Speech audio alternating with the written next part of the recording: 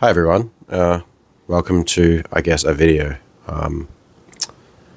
Yeah, I'm feeling a lot better today. To be honest, my cold has almost subsided.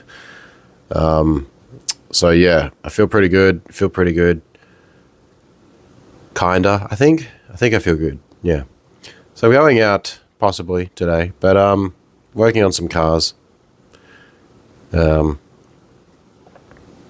Yeah, I took the E36 out for a drive yesterday. First time in like a year and a half. And my throttle cable came off the pedal. So yeah, I was going around a roundabout and then my fucking pedal went flat. I'm like, you can't. What a prick. So I had to pull it apart and figure out what the fuck to go with that was. And the bushing failed in my accelerator pedal because it's drive-by-wire. So yeah, not fun. But I did manage to fix it on the side of the road, and didn't have to, purchase a tow truck. So I'm so glad that I'm not retarded, guys. So glad that I know how to fix these things. In all honesty, I would still not really care to own a new car. I'm not going to lie. I wouldn't care to own a new car at all. In fact, I think that, older cars they're great. They're simple. I love my older cars. I would never really care to own a new car unless I had, I guess, a lot more money. It's a lot cheaper to own an old car, right? Contrary to what a lot of people say, I think that people tend to measure the frequency of repairs as more expensive versus a newer car. But the reality is that you are going to have to get on a loan, right? You have to get on a loan just to get the new car, and that's going to be like $1,000 a month, depending on what you purchase. I mean, it could be less if the loan's longer, but you're going to be paying more interest over time. So you're going to be paying more over time. So yeah, I honestly think that you're better off owning an older car. Yeah, I guess this video is definitely about like why I prefer to own older cars. The number one reason I'd say is they're simple. They're very simple to work on. They don't have all these fucking sensors. They don't have all these 1,000 things that could go wrong. If you have adaptive cruise control and things like that, they rely on like cameras and sensors and all that. And there's just so many variables that could go wrong and cause errors. Like a buddy of mine got his car hit again. I mean, it seems to be a common issue with this guy. Always getting his car clapped. And I don't know what it is, but yeah, he just has terrible luck when it comes to his cars. So he's got this hire car. It's a new car. It's like a Kia, big SUV. I don't know if it's like a Sportage or some shit like that. And I was just giving it a test drive and seeing how it goes, and lo and behold, it already has DCT codes. I'm just like, what the fuck? Like, I'm trying to like use the cruise control, and then it wouldn't work because something to do with I don't know. I don't even know, bro. It was something to do with the adaptive cruise control and the sensors or something related to that, or the front cameras or something. And I'm just thinking to myself, man, I'm so glad I don't have these problems with my older cars. I'm so glad I don't have to deal with these fucking sensors and all these stupid fucking issues that newer cars just always have. And trust me, they do. They have issues, man. Just because it's new doesn't mean it's not going to have issues.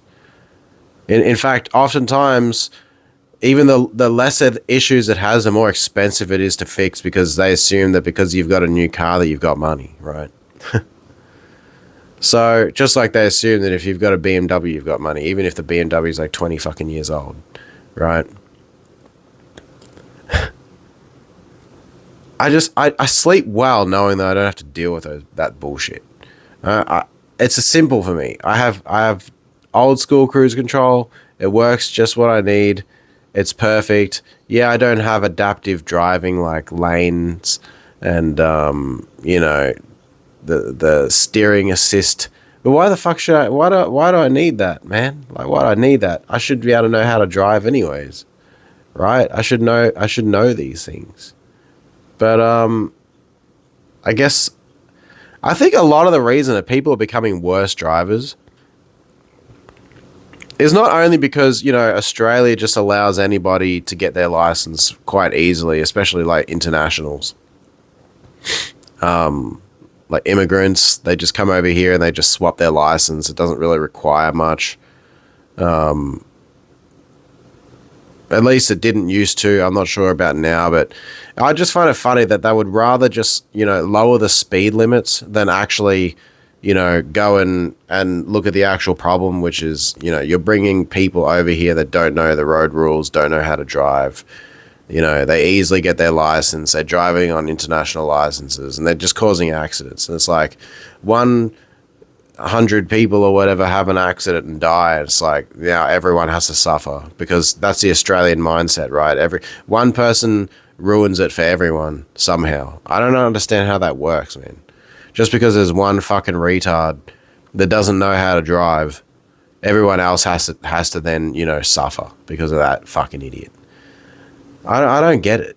I think it's just so stupid. I just think it's dumb, man. But I guess point number 2, right? Yeah, first of all, I don't have to deal with all the sensors and all the bullshit.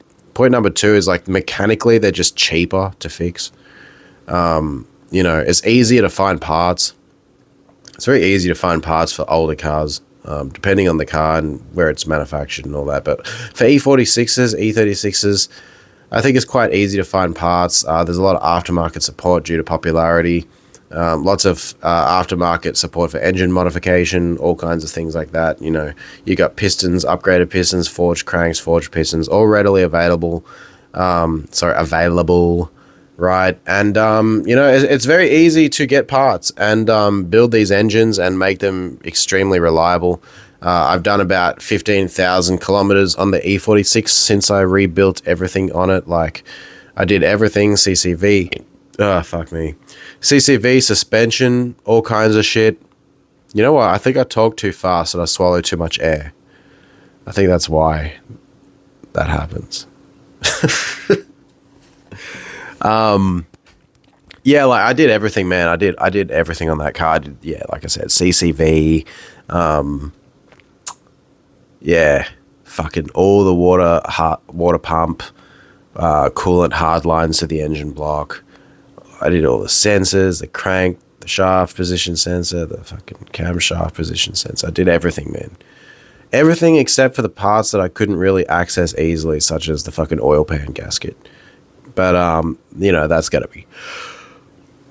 fuck me, I'm fucking tired, dude. That's gonna be easily solved. But the point is, man, it's easy to fix these cars. They don't have...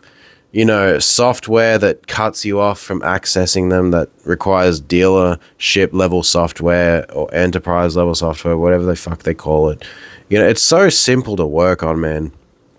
And something else I hate about like modern day technology is the fact that they make it so difficult to fix anything. Like they make it hard intentionally to repair your own things. And I think that everyone should have a right to repair their own shit. Yeah, I still got a fucking cough. But yeah, I'm feeling better today, I'm not gonna lie. I feel a lot better than I did yesterday. Yeah, so they just make it difficult, man. They just make it very difficult. But I don't know, man. I love older cars. I just think that they're great and they're very cheap to maintain, especially like an old Honda Civic. They have heaps of parts available as well. Yeah, they're just great cars. Very great cars. What else? They just look better. They look better. All the modern cars just look like crap these days, man. I'm not gonna lie, like, look at them, man. Like, there's nothing unique about them. They're all white or they're all black. It's either white or black, man. It's just so there's no character in these cars anymore. There's no uniqueness, no personality. They all just look like copy paste garbage. It's all copy paste garbage, man. Mass produced, cheap.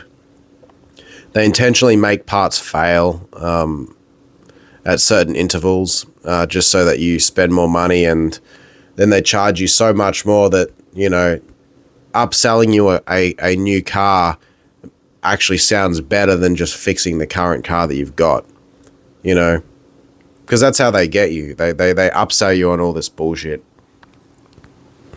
I think that everybody should have a bit of mechanical knowledge on how to maintain their vehicles, to be honest. And to be honest, I also think that everyone going and getting their license should be forced to take a basic knowledge course on car maintenance and understanding of the gauges and what they mean. You know what I mean? I think that everybody should have a basic understanding of how to do an oil change. I think that everybody should have a basic understanding of what the temp gauge means, what hot means, what cold means, because you'd be surprised how many people have no fucking clue, right? And then they overheat their engines, and then that engine's just, you know, goes to car heaven, right? And you know, there's so many problems, like so many issues that could be avoided if people were just to take a little simple day course on basic maintenance and knowledge to keep these cars running. You know, checking your oil. You'd be surprised how people they just assume that, you know, they don't have to look at their car for 10,000 kilometers. They just assume that, you know, that car's just going to run perfectly. You know, they don't check for oil leaks every now and then. They don't check their oil levels, man. They rely on oil sensors, and those fail quite often. That's another thing I hate about modern cars, oil sensors. There's no way to check engines for oil level manually anymore. You're relying on an oil level sensor. And I really hate that. I don't know about all the newer cars, but I know that a lot of engines that I come across, they don't have a fucking dipstick anymore. You can't just check your oil manually and rely on your eye level, right? I think that's annoying, man. Especially if your oil level sensor fails and you don't know how much oil's in your actual engine, you're kind of fucked. So there's another overheat situation waiting to happen. But just something basic like that, like just checking your oil levels, man. Fuck this cough, dude. I'm not even kidding. Fuck this cough. Goddamn. Fucking cuts your throat apart. I'm not even kidding. Yeah. This is a short video, just a short rant about cars, I guess, because I was just thinking about it as I was watching this video. I just think that would help a lot. Stop giving fucking people licenses so easily. I'm not saying, like, I'm just talking about international based immigrants, shit like that. They shouldn't just be able to come over here and swap their license. I think that they should be made to do the fucking hours as well. And yeah, because there's so many fucking accidents. You go around Springvale or Clayton or areas like that, you'll know what I'm talking about instantly. None of them know how to drive. It's not even racist. It's not racist. Like I said, I hate everyone equally. It's just that they don't know how to fucking drive. They're so clueless on the road, man. They're the worst fucking drivers. Indians and Asians are the worst fucking drivers. I'm just gonna keep it. I'm gonna keep it real, man. Indians and Asians are worst fucking drivers, right? Especially the fucking taxi drivers in the city. Oh my days, man. These fucking idiots, man. They don't look anywhere. They don't look where they're going. You know, the worst of them all, though, is the bus drivers. The bus drivers are the worst. At least you can sort of see them. I mean, you know. But they're a bunch of cunts. Fucking bus drivers, man. Those pricks don't fucking... They don't give a fuck, man. Like, you know. They would just go straight into you. They're a bunch of fucking pricks. I'm just gonna say it. They're all fucking pricks, man. Bus drivers, fucking pricks. Yeah, they're the worst offenders in my opinion. They're worse than the fucking taxi drivers and the Uber drivers. The bus drivers are fucking pricks. Okay, I'm just gonna say it. They're pricks. Yeah, I fucking hate bus drivers. I hate going on buses too. Fucking hate the bus. Yeah, I hate a lot of shit to be honest with you, but yeah, bus drivers piss me off on the road. Arseholes. Anyways, I'm gonna go outside and do some stuff because I'm a busy man. I keep myself busy.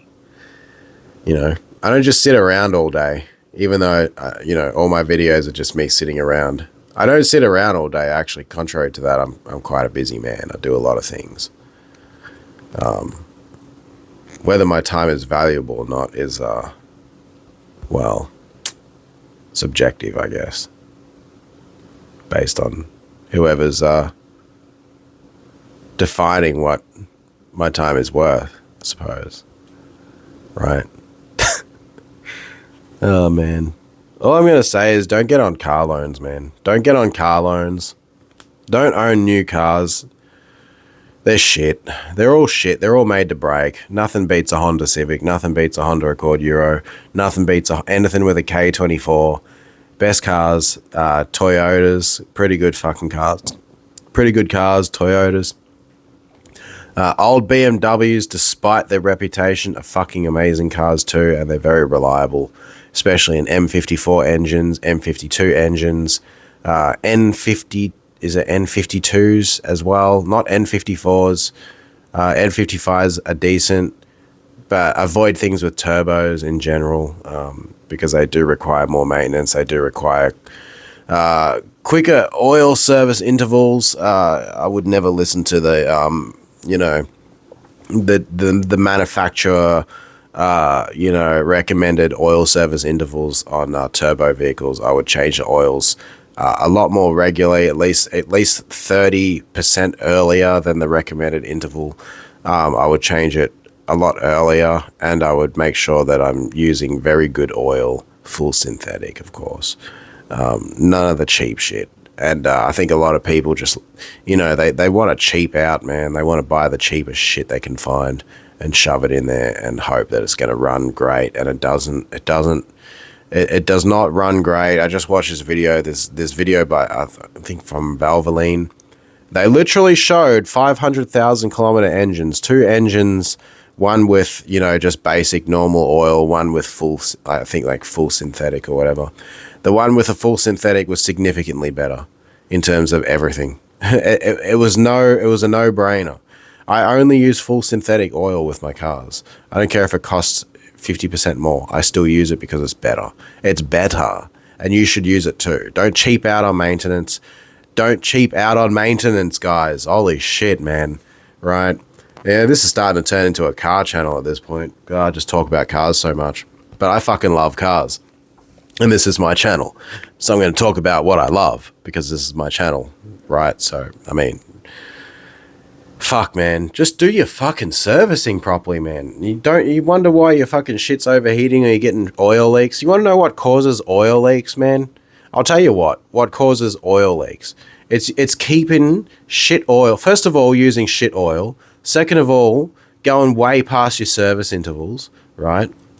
Third of all, what happens is your oil, your old shitty crappy oil wears your fucking rubber down because it's not fresh. It's disgusting. The heat cycles going through the oil, add carbon, it dries out your rubber, it fucks your rubber, it hardens your seals, and it causes you to leak. Okay? So if you think that you're saving money by going cheap with your cheap shitty oil and waiting, instead of 10,000 Ks, you're doing it at 15 or 20, you're fucking stupid, okay? You're an idiot. You're actually costing yourself a lot more in the long run.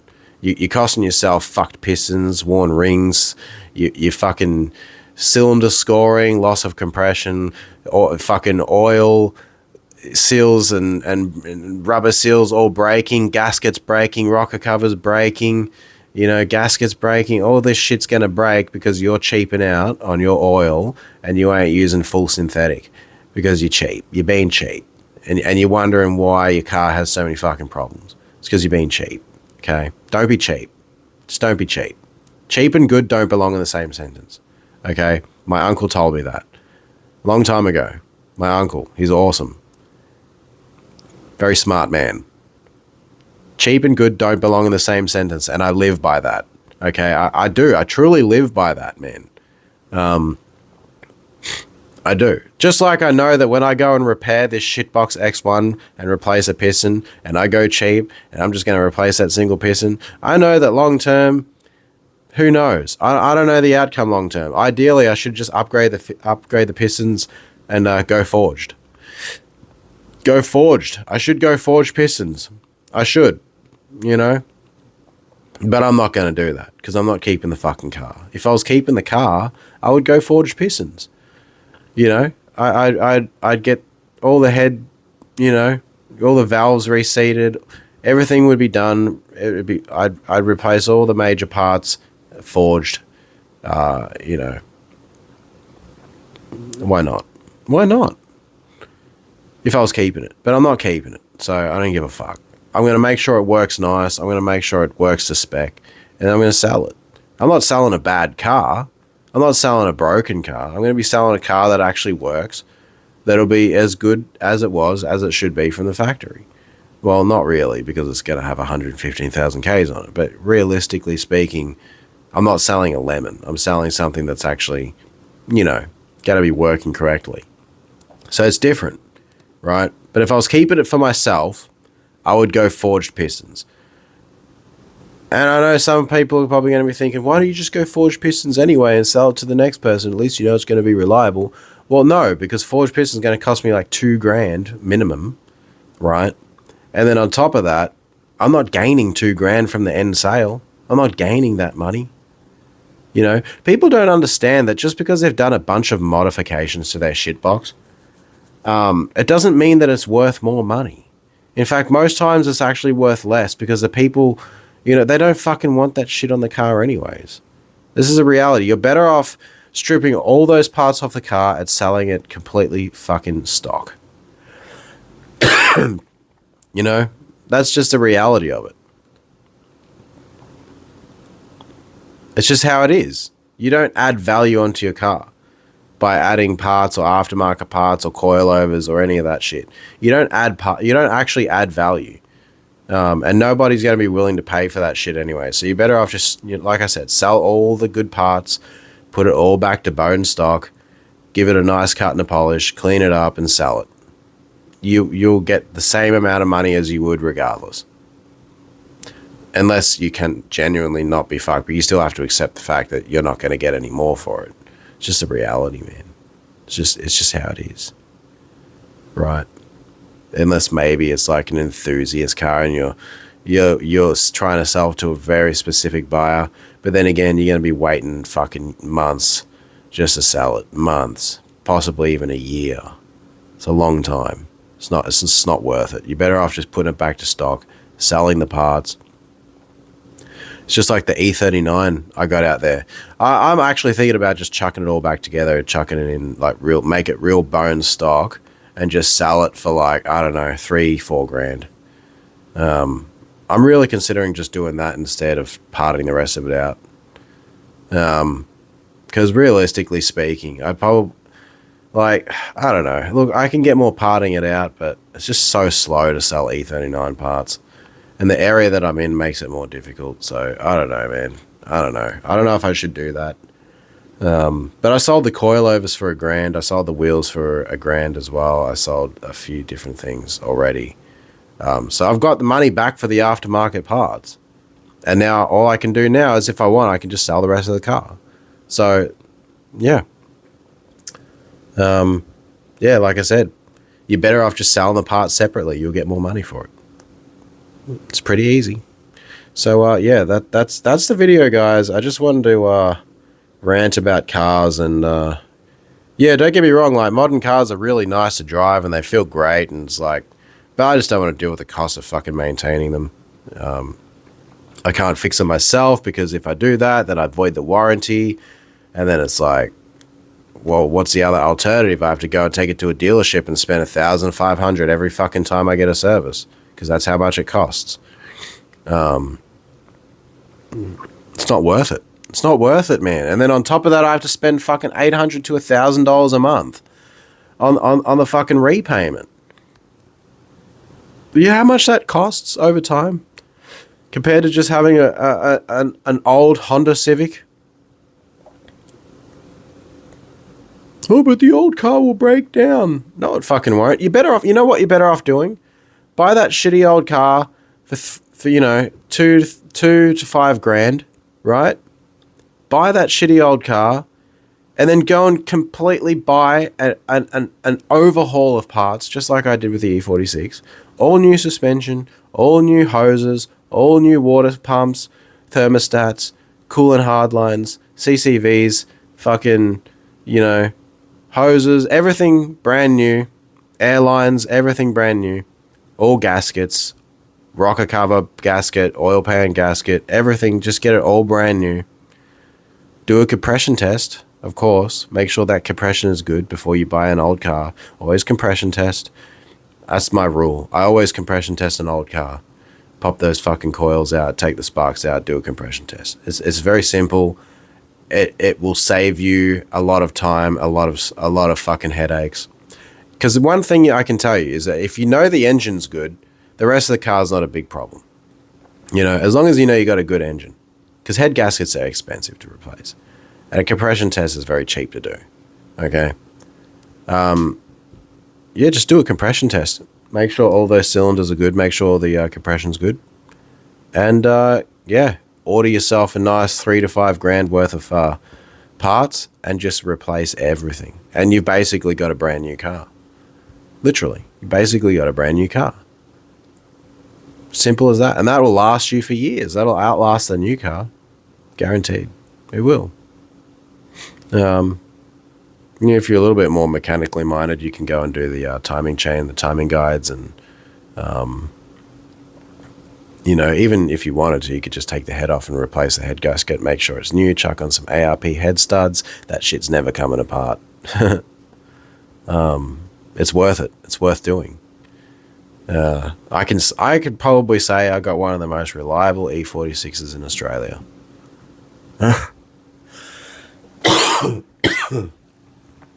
Yeah. I gotta say, M54 engines are really good. They're pretty damn bulletproof. This is the first thing I do when I own one is literally just replace, do the Vanos seals, rattle seals, and all that shit. Rocker cover is the most common issue I've seen on these cars so far. I don't think I've ever had an old BMW where I haven't had to replace a rocker cover. Literally. It's always the most common problem. And the fucking oil pan gasket. Always the oil pan gasket or the rocker cover. Not even kidding. It's so it's a prick to do the fucking oil pan gasket on the ground. I refuse to do it. I'd rather just chuck into some thicker oil and let it slowly leak and just top it up. I'd rather not deal with it on the ground. But when I get my hoist in, I'm more than happy to do these jobs. Man, it's gonna be so fucking easy with the hoist. Oh my god. You have no idea. It's gonna be so fucking easy with the hoist because it's like, you know, I'll be able to do the roadworthies and shit, man. Well, obviously not as a licensed roadworthy tester, but like I'll be able to, you know, for example, right? I buy an old car. Think about this, right? Because you can get more money for a car, right, that has a roadworthy, of course. So I could go and I can put my car on the hoist, right? And I could go and do all the things that were pretty much a pain in the ass to do on the ground. So all I'd have to do now, if I get a shitty, like a used car, I just go, take it to the fucking place, get a pre-roadworthy check, a list of things, right?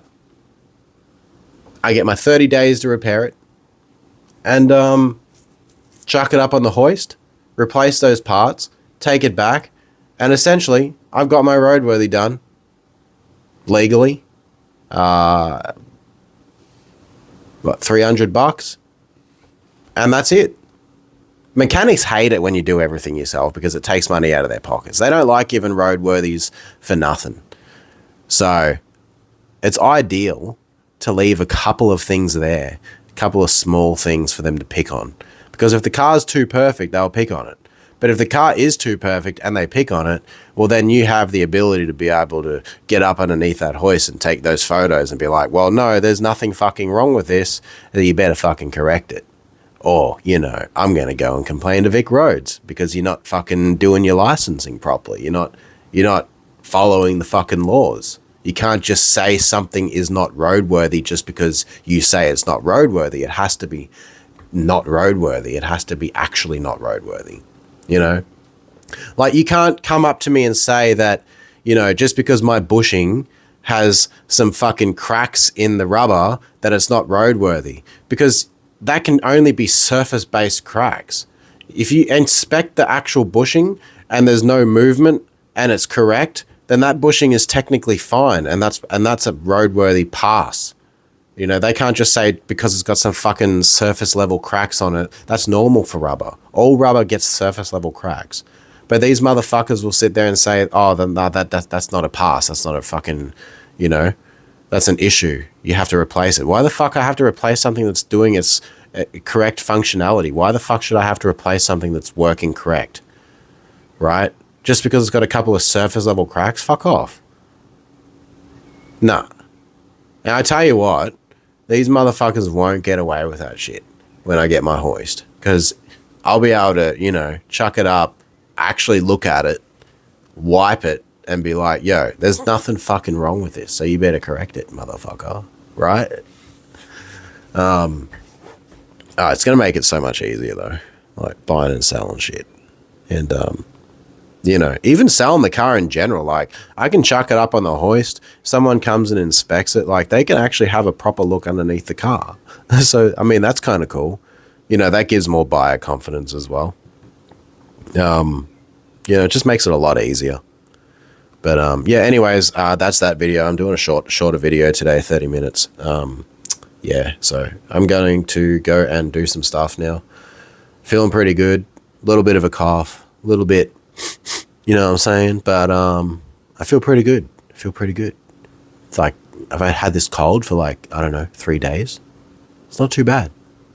I'm recovering fairly quickly, surprisingly, because I don't handle colds very well. I'm a big fucking pussy when it comes to having a cold. I'm the worst. I hate it. I get so fucking cranky, man. I fucking hate it. Hate being sick. I hate being sick because it affects me so much. Maybe it's my blood type. I'm not sure. I don't even know my blood type. But maybe it's my blood type. Maybe I'm more susceptible to being like sick, like with like colds and shit. Maybe it just affects me more. I swear to God that if I ever make it to my old age, I'm probably going to die from a fucking flu. Knowing me, I'll probably die from a flu. I'm calling it now, okay? Save this video, you know, remind in the comments, if I ever die, it'll probably be from a flu. Yeah. Yep. Anyways, nice chat.